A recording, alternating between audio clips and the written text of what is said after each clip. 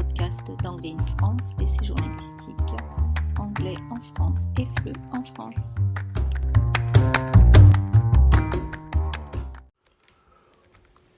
Bonjour, bienvenue pour cet 4e épisode des podcasts d'Anglais en France. Je suis toujours Nixon et aujourd'hui je suis en compagnie d'un professeur qui s'appelle Elisabeth. Est-ce que tu peux te présenter?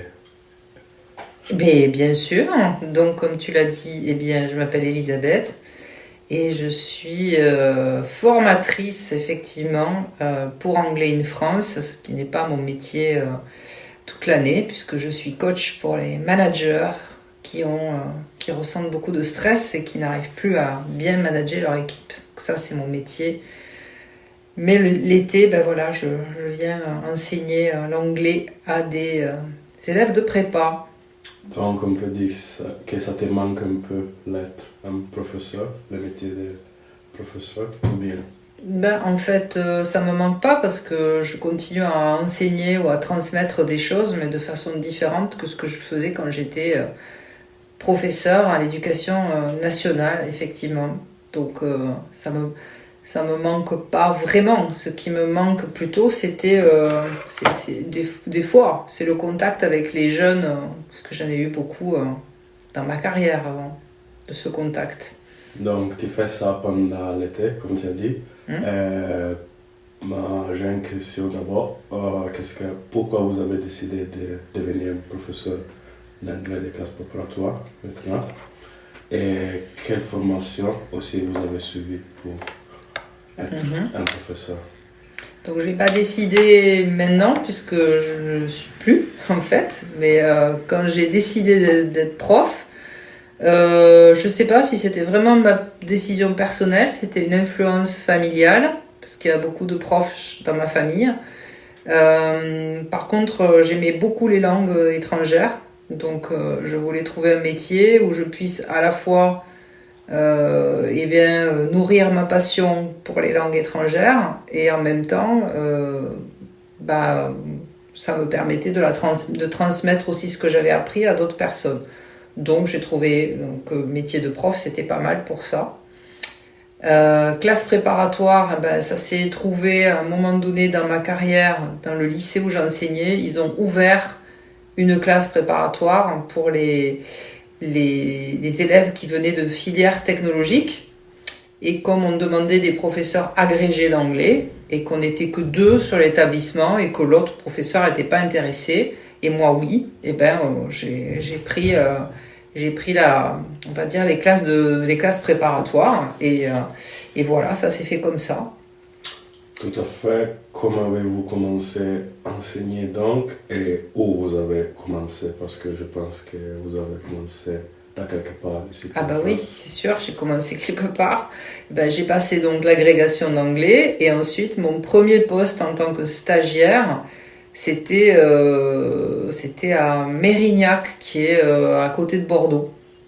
Donc j'ai pas choisi, on m'a envoyé là parce qu'une fois qu'on passe le concours de l'éducation nationale en France, on ne peut pas choisir son poste. On fait des vœux et puis après on va là où le rectorat a décidé qu'on aille. Donc j'ai commencé à côté de Bordeaux alors que moi je suis de Toulouse. Et puis après j'ai eu mon premier poste qui était toujours dans la région à l'époque Aquitaine, ça s'appelait, donc Marmande. Et puis après, j'ai réussi petit à petit à revenir sur Toulouse. Du coup, je pense que vous avez couvert ce rôle pour beaucoup de temps. Donc, ma question c'est, vous avez fait ça pour beaucoup de temps, donc je pense que vous avez une passion.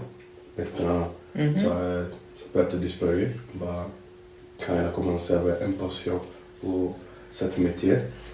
Non, mais ça n'a pas disparu. J'adore enseigner. Ce n'est pas parce que je suis partie de l'éducation nationale que je n'ai plus la passion d'enseigner. On peut enseigner dans d'autres cadres que celui de l'éducation nationale. Cette passion est née pour l'anglais, je pense. Et ma question c'est, pourquoi pour l'anglais? Qu'est-ce que votre intérêt avec ça? Comme je disais tout à l'heure, j'aime toutes les langues étrangères. Après, en France, on n'a pas la possibilité d'aller étudier beaucoup. On commence en sixième, souvent avec l'anglais. Enfin, en tout cas, moi, quand j'étais au collège, on nous proposait soit l'anglais ou peut-être l'allemand en première langue, je sais plus. Donc bon, c'était quand même plus simple d'apprendre l'anglais. Et puis après, moi, j'adore la littérature anglaise et américaine. J'adore le cinéma américain, donc la culture anglo-saxonne. Donc petit à petit, voilà, je me suis de plus en plus intéressée à la culture anglaise et américaine. Donc du coup, à la langue. Combien c'est important pour les gens français parler l'anglais et pour toi, quel niveau d'anglais en général on trouve en France?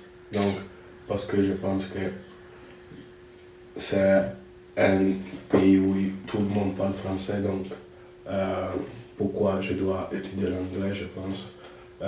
Mais aussi, on voit avec cette transformation des médias, des réseaux sociaux, beaucoup de travail maintenant demande d'être bilingue. Mhm. Donc, comment tu vois cette transformation, spécialement avec cette nouvelle génération? Combien c'est important de connaître la langue anglaise? Pour moi, tout ça a toujours été important quand même, l'anglais. C'est vrai que c'est quand même beaucoup parlé. On dit que c'est une langue internationale. Il y a peu de pays où on n'arrive pas à se débrouiller quand même si on parle un petit peu anglais. Mais après, ça va au-delà de ça pour moi. Quand on apprend une langue étrangère, c'est qu'on a envie de connaître l'autre. On a envie de connaître sa culture. On a envie de connaître vraiment comment il fonctionne. Ça permet de s'ouvrir tout simplement à des gens qui n'habitent pas justement en France, qui sont pas comme nous, qui ne parlent pas comme nous, parce qu'une langue en fait étrangère, quand tu la parles, tu as une structure de pensée qui est différente selon la langue que tu parles. Donc je trouve ça assez fascinant quand on commence à bien maîtriser une langue étrangère, c'est qu'on arrive à voir comment la pensée de l'autre est structurée en fait. Donc pour moi, je trouve ça assez fascinant déjà d'une part. Et puis moi j'estime que c'est une marque de respect aussi quand on va dans un pays étranger d'essayer au moins de parler leur langue. Alors c'est pas, évidemment on peut pas connaître toutes les langues, mais en tout cas après je vais dire des banalités, hein. L'anglais c'est une langue qui permet de voyager, qui permet d'échanger facilement quand même des informations, c'est la langue du commerce, voilà, donc pour moi c'est très important, ça c'est sûr. Après s'il y en a qui n'ont pas envie de le faire, on va pas les forcer, hein. Le niveau en France, je sais que les Français, ils sont pas, voilà, on a un système scolaire qui ne met pas vraiment l'accent sur l'apprentissage de langues étrangères. Donc je crois qu'on n'est pas, c'est pas terrible, quoi. C'est pas top. Ça peut être aussi le fait qu'il ne fait pas beaucoup de heures d'anglais. C'est ça, c'est ce que je dis. En fait, le système scolaire en France, déjà, on commence à apprendre une langue, certains maintenant à l'école primaire, mais c'est vraiment pas beaucoup. Alors que dans certains pays, ils apprennent déjà beaucoup plus petit. Et donc on sait quand même que le cerveau, voilà, il apprend très bien quand on est petit, hein. Donc ce serait bien d'instaurer au moins l'apprentissage de l'anglais beaucoup plus tôt. Et puis après, il n'y a pas beaucoup d'heures. Et c'est pas fait. C'est pas fait les cours pour que les élèves soient très interactifs. Donc ou soient très actifs. Donc sur une heure de cours, il y en a très peu qui ont la possibilité de s'exprimer. Et quand ils s'expriment, c'est quelques minutes, donc c'est pas beaucoup. Et vous pensez que ça peut être une des raisons parce que beaucoup d'étudiants, comme la semaine dernière et cette semaine, viennent ici à Vazerac, à l'anglais en France, pour améliorer l'anglais, pour se préparer au concours.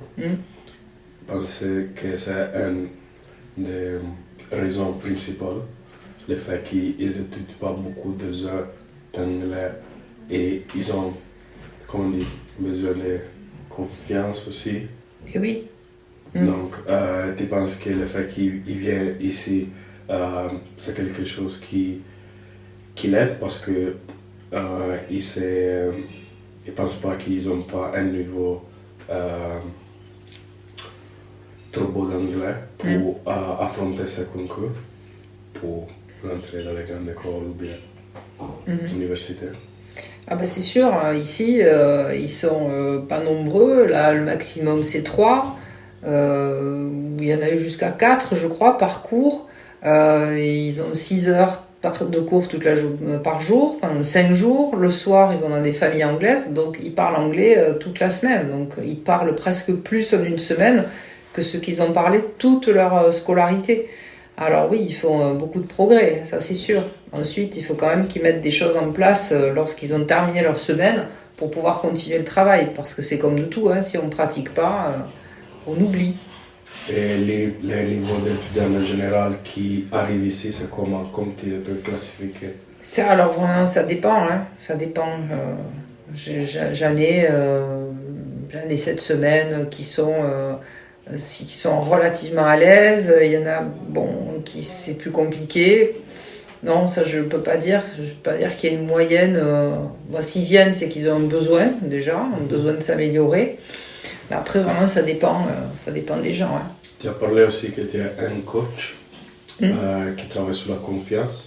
Donc, je pense que c'est pas seulement les choses qui t'y connaissent, parce que beaucoup de fois, je me rappelle, tu t'es préparé pour certains examens, et puis quelque chose, ça peut être quelque chose à la maison, ou bien la confiance, la dernière minute, tu ne te rappelles pas. Donc, combien c'est important aussi d'avoir confiance en soi.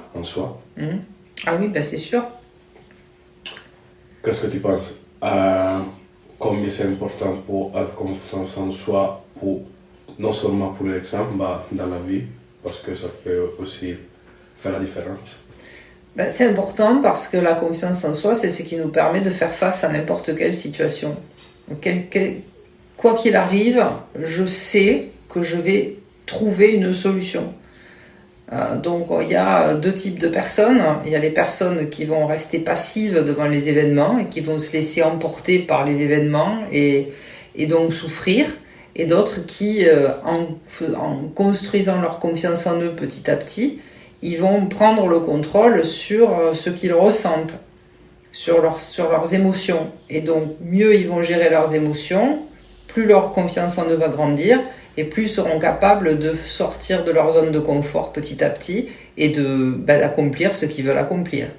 C'est ce que tu veux transmettre aussi à tes étudiants ici? Et oui, parce qu'ils ont des objectifs. Ils ont des objectifs de rentrer dans des grandes écoles, ils ont des objectifs de carrière.